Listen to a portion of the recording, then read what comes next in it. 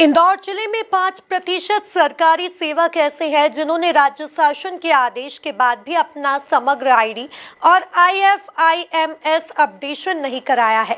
यदि जुलाई माह में अपडेशन नहीं हुआ तो यह सभी कर्मचारी वेतन नहीं निकाल पाएंगे। इस संबंध में कलेक्टर ने भी आदेश जारी कर दिए हैं। देखिए एक खास रिपोर्ट। किसी कर्मचारी की जानकारी, वेतन, भत्ते, कटौती या अन्य वित्तीय डेटा रिकॉर्ड करने के लिए राज्य शासन ने सभी शासकीय सेवकों की जानकारी एकत्रित वित्तीय प्रबंधन प्रणाली पोर्टल पर अपडेट करने के निर्देश जारी किए हैं। इसके अलावा सभी शासकीय सेवकों का समग्र आईडी भी अपडेट किया जाना है।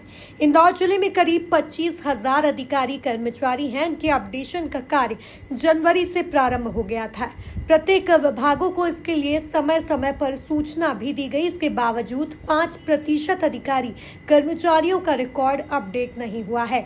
अब आयुक्त लेखा एवं कोष के साथ इंदौर कलेक्टर ने आदेश जारी कर दिए हैं कि जुलाई माह में जिसका अपडेशन नहीं होगा उसका वेतन नहीं निकलेगा।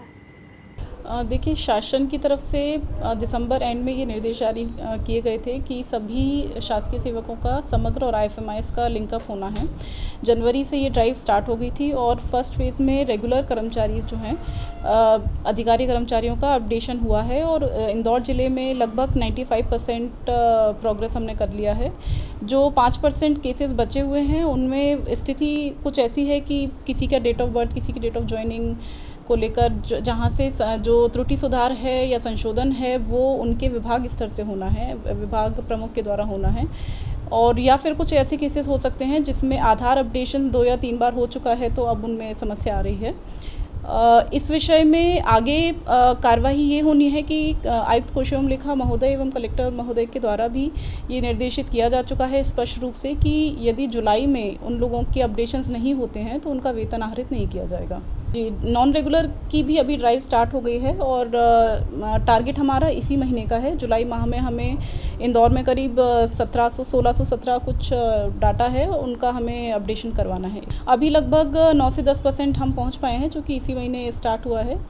तो इस महीने हमारी कोशिश रहेगी कि सारे विभागों से कोऑर्डिनेट करके और उनका भी समग्र IFMIS लिंकअप करवाएं हम। देखिए, आपके माध्यम से मेरा सभी से रिक्वेस्ट ये है कि जहाँ जहाँ भी अपडेशंस बचे हुए हैं उनको हम थोड़ा प्रायोरिटी पे लेके कर लें। जहाँ पे कार्यवाहियाँ पेंडिंग हैं हम थोड़ा वहाँ पे फॉलोअप ले लें और इस महीने उन्हीं का वेतन आहरित किया जाएगा जिनका अपडेशन हो चुका है रेगुलर एम्प्लॉइज़ में। जिले में करीब 1700 अस्थायी कर्मचारी हैं। इनका रिकॉर्ड भी अपडेट करना है। इसमें से सिर्फ 5% का रिकॉर्ड अपडेट हुआ है। एक माह में न सभी को पोर्टल पर अपडेट करना है।